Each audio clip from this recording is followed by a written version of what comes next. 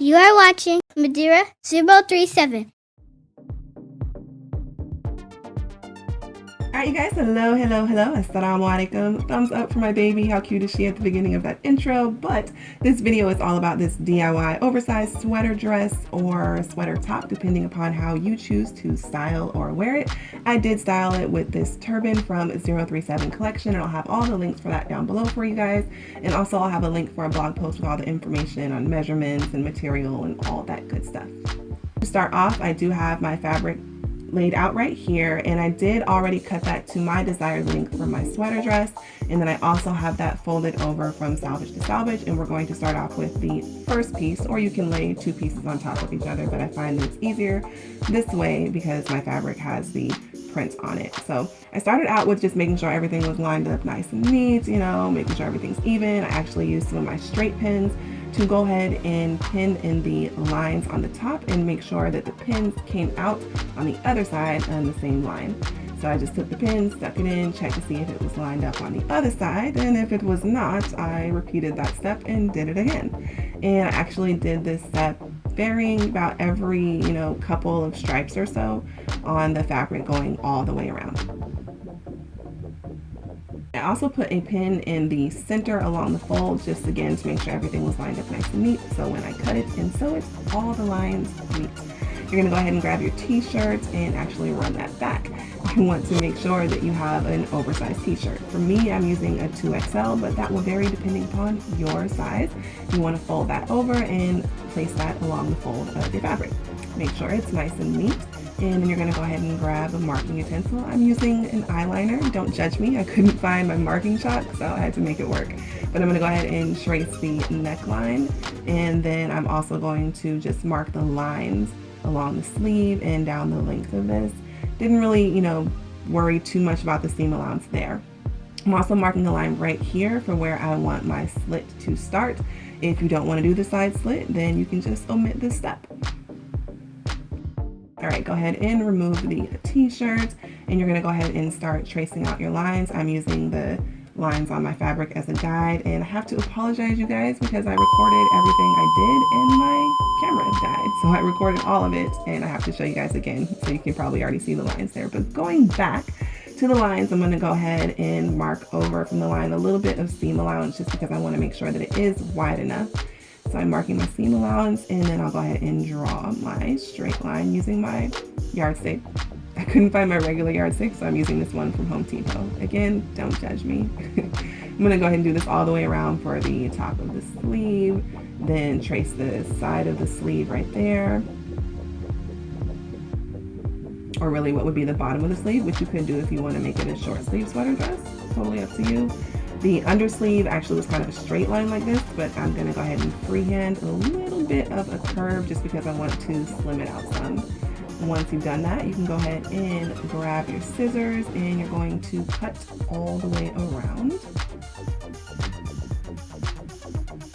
This is what it should look like once you have done that. You're going to repeat the exact same steps with your second piece of fabric.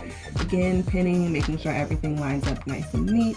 And this time you're actually just going to lay the piece you already cut out right on top of your fabric, and you just want to make sure all of your lines line up and they're nice and even, and trace around. Again, if you're using a solid print fabric, don't worry about that. Just line it up even, trace around, and cut it out. And you'll have two pieces like this, one for your front, one for your back. Next, I'm going to go ahead and just put those on top of each other, making sure that all of the lines, again, line up nice and even. And I'm going to freehand a trace on the front piece only, just to cut out the front neckline to make that a little bit lower. And then I'm also going to do a curve as well. So this is optional. You can leave it straight if you want to, but I decided just to go ahead and add a curve. I freehanded a trace on that, and then again pinned it together to make sure everything lines up nice and neat. So when I sew it together, it's nice and even. And I always start out with a larger curve, because this way if I want to make it smaller, I can do that.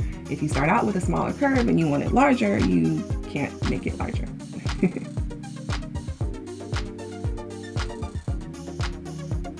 Alright, so once you've done that, we're going to go ahead and move on to the sleeves, and I'm actually just using some of the leftover fabric from when I cut the front and the back pieces. And I do have that folded over. It's two pieces, so I can cut both sleeves at one time. Just for clearer reference, this is the fold right here. And all I'm going to do is freehand the curve. I'm doing mine a little bit different, so I'm actually going to move this over so you get a better idea of what I'm doing. But I freehanded the curve, making sure it lined up, and then I slimmed it out some. Basically, I wanted it to gather along my wrist and forearm area. So this is what it will look like. If you don't want it to gather, you can just do, a regular sleeve design on that. So once you trace that out, go ahead and cut that out, and you'll have two pieces, of course, for two sleeves, right? Okay. And this is what it will look like once you have cut that out. You want to go ahead and take that piece, and you're going to fold it with the right side facing right sides. Make sure it's nice and even, and then you'll go ahead and pin that down, and you'll want to go ahead and sew all the way down. So you can take that to your sewing machine, back stitch, and sew all the way down. If you have a serger, you can also take that to your serger as well. But once you've done that, we're going to set those pieces aside and attach the front and back pieces. So I've got those lined up with the right sides facing right sides, and I pinned down to where I want my slit to start on the sides. So you guys can see that here. And this is just a better reference of where you're going to sew. So up the sides, along the undersleeve, and on the top. So take that to your sewing machine and start sewing. When you're working on the basically under part of the sleeve, all I do is sew down, and with my needle still down, I'm going to go ahead and lift the presser foot, turn my fabric, put the presser foot back down, and then continue sewing. I'm going to sew down to the side slit where that starts at and back stitch, and if you're omitting that, you can just sew all the way down and back stitch. And if you have a serger, you can go ahead and take that to your serger to clean it up as well. When I get to the curve part here, I'm actually just going to kind of straighten the fabric a little bit so it's more of a straight line, and slowly guide that through my serger. So this is what it should look like once you folded it right sides out. You can see the slit here, and I actually didn't bother with hemming that since it is a double knit fabric. It looked fine just the way it is.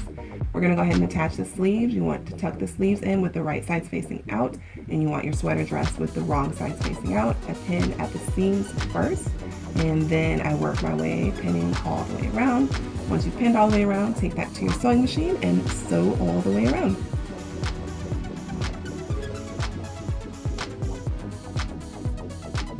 Last step that we need to do is the turtleneck. So you want to measure the total circumference of your neckline. You're going to take that measurement and do a piece of fabric that is, I use about 18 inches plus seam allowance, and then I folded it over so the total width is the neck circumference cut in half plus seam allowance. So you're going to fold that with right sides facing right sides, and then pin and sew down. Serge also if you have a serger.